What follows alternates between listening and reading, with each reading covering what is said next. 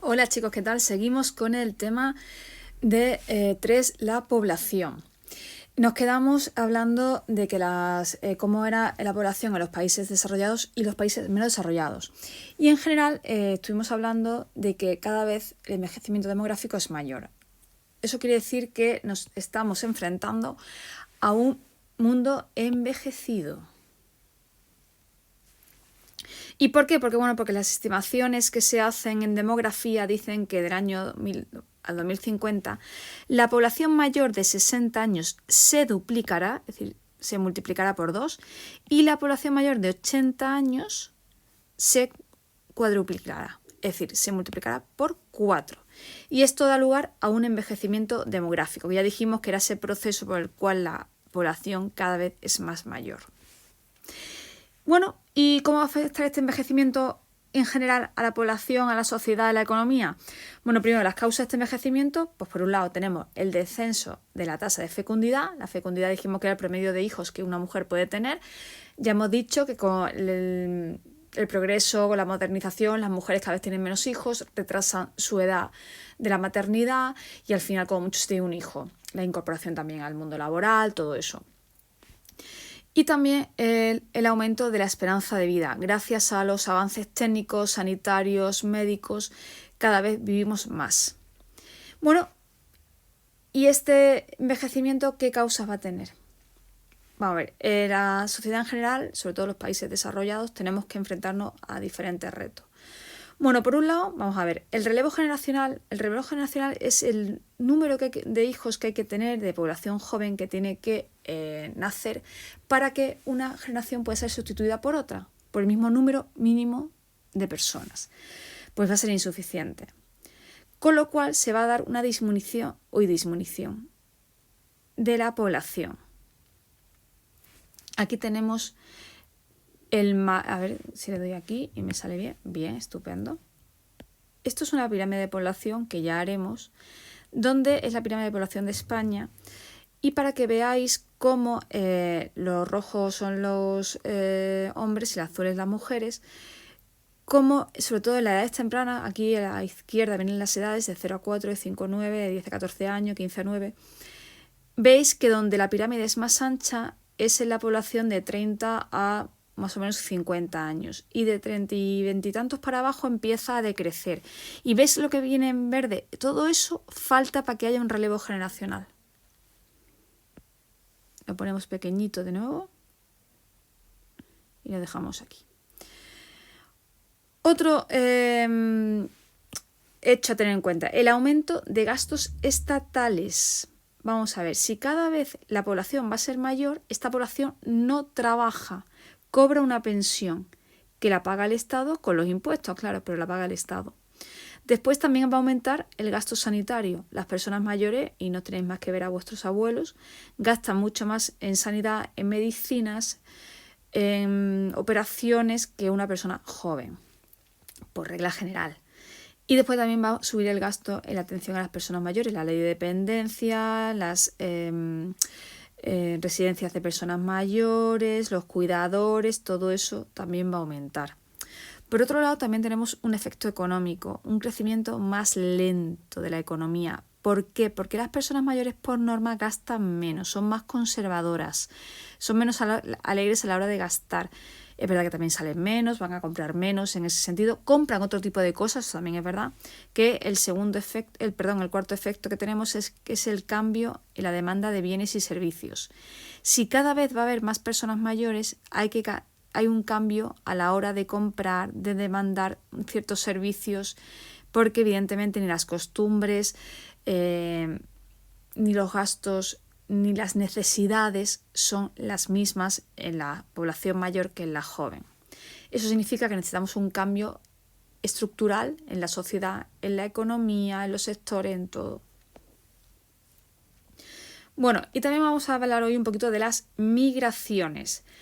¿Qué son las migraciones? A ver, desplazamientos que realiza la población desde un lugar de origen a otro destino por motivos no de ocio y que supone un cambio de residencia. Es decir, es cuando la gente se cambia de lugar de vivienda, de residencia, normalmente de país, no siempre tiene que ser de país, puede ser dentro del mismo país también, y tiene que ser que te muevas primero para cambiarte de residencia, no sirve que vayas de vacaciones, y segundo, no por un motivo de ocio, sino porque vas a trabajar, a buscarte una vida mejor, por lo que sea. Vamos a ver, las migraciones pueden ser temporales o definitivas, es decir, te puedes ir para toda la vida, que serían las definitivas, o por un periodo de tiempo, que serían las temporales. Pueden ser interiores dentro del mismo país, cambiarte de lugar de residencia por cuestiones de trabajo, porque en tu zona hay más paro, porque te han ofrecido una oferta mejor en otra zona, o pueden ser también internacionales. Esto ya sí supone un cambio de país. Y pueden ser voluntarias cuando te vas voluntariamente o forzadas, como en el caso de los refugiados, que ya dijimos que eran esas personas que por motivos políticos, religiosos o también a veces también bélicos tienen que dejar su país. Bueno, ¿cuáles son las características de las migraciones? Vamos a empezar por las causas. Las causas económicas, como todo en esta vida, pues falta de empleo, malas condiciones laborales normalmente, también sociales, pues una búsqueda de una mejor educación, de una mejor sanidad. Hay gente yo he conocido gente que se ha mudado, por ejemplo, a Inglaterra por la educación de sus hijos. Querían que sus hijos tuvieran otro sistema, que aprendieran inglés desde pequeño y se han mudado. También por persecución, esto ya serían los refugiados, políticas o religiosas. Estas son las forzadas. Y también a veces por catástrofes naturales, cuando hay una sequía, inundaciones, tsunamis, terremotos. Bueno, ¿cuáles son los efectos? Aquí vamos a intentar separar los países de acogida, es decir, el que recibe y el país de origen, que es el de donde sale la gente. Vale, los efectos demográficos. Para el país de acogida, normalmente se suele dar un rejuvenecimiento de la población, porque normalmente el inmigrante es alguien joven. Las personas mayores no suelen moverse de sus sitios, les cuesta más moverse, están ya más afincadas. La persona joven pues aguanta mucho mejor los cambios, la incertidumbre, vivir donde sea al principio. Y en el país de origen, evidentemente, si se van los jóvenes, se da un envejecimiento de la población. Después, efectos económicos. En el país de acogida suele haber un aumento de la mano de obra, hay más gente para trabajar. Y en los países de origen, pues bueno, hay un descenso del paro, porque claro, si se va más gente, la gente que queda es la que tiene que trabajar, es decir, hay un vacío que rellenan ellos. Y también llegada de divisas. ¿Qué son las divisas? El dinero internacional. La gente normalmente que se va por problemas económicos muchas veces manda dinero a sus familiares. También efectos culturales, sobre todo en los países de acogida, que hay un gran enriquecimiento cultural. Al fin y al cabo, todas nuestras culturas son una mezcla, un mestizaje de distintas culturas anteriores. También efectos medioambientales, aunque esto puede parecer un poco raro, sobre todo en los países de acogida. ¿Por qué? Porque un aumento de la población da también un aumento de la contaminación, de ruidos, de residuos. Y después también tenemos los efectos sociológicos que afectan sobre, digamos, a las personas, no ya a los países en general, sino a las personas. Normalmente los emigrantes e inmigrantes cuando llegan a un país suelen tener problemas de desarraigo, falta de adaptación, el idioma, al principio no trabajan donde ellos quieren ni en el trabajo que esté en acorde a su situación, a su preparación, y eso supone también un poco de depresión. Y también en los países de origen, en los países de acogida a veces se dan unos comportamientos xenófobos, que son casi siempre fruto de la incultura, la verdad.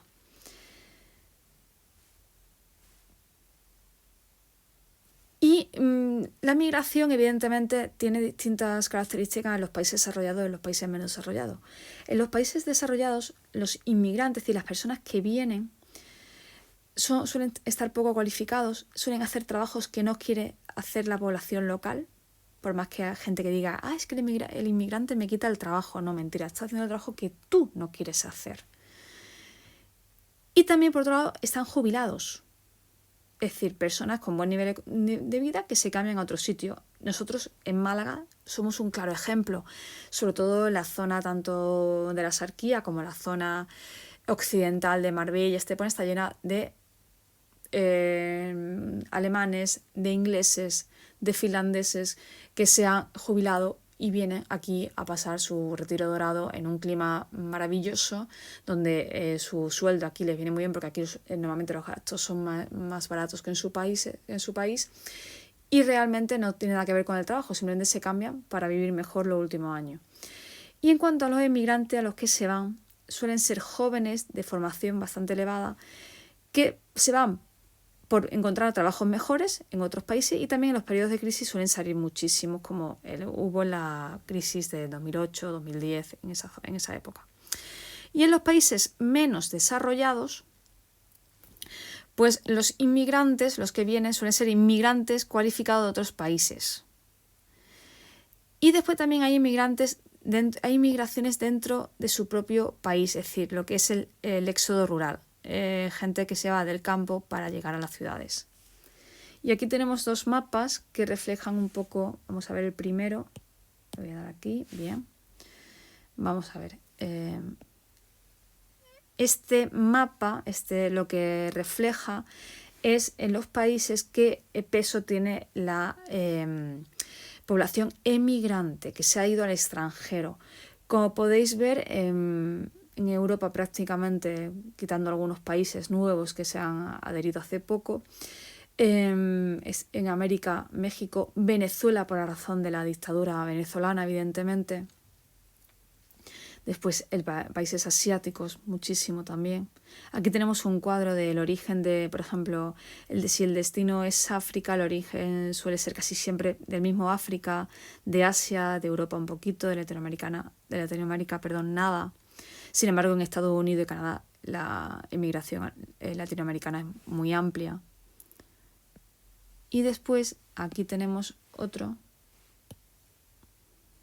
Perdón, no sé qué he hecho. Aquí. Que habla de los flujos, de los movimientos. Como veis, por ejemplo, de México va muchísima gente hacia Estados Unidos, también de la India, de Filipinas, de China. Fijaos, por ejemplo, de la India a Arabia Saudí, en la India y en Omán y todos esos países muy ricos de petróleo, suele haber muchísima mano de obra de la India. Después, por ejemplo, también en los países, por ejemplo, de Siria se van a Turquía por la cuestión de la guerra, de Ucrania con Rusia. Bueno, pues aquí nos vamos a quedar y el próximo día ya, a ver si lo pongo más pequeñito, seguimos con el tema y en clase haremos más actividades.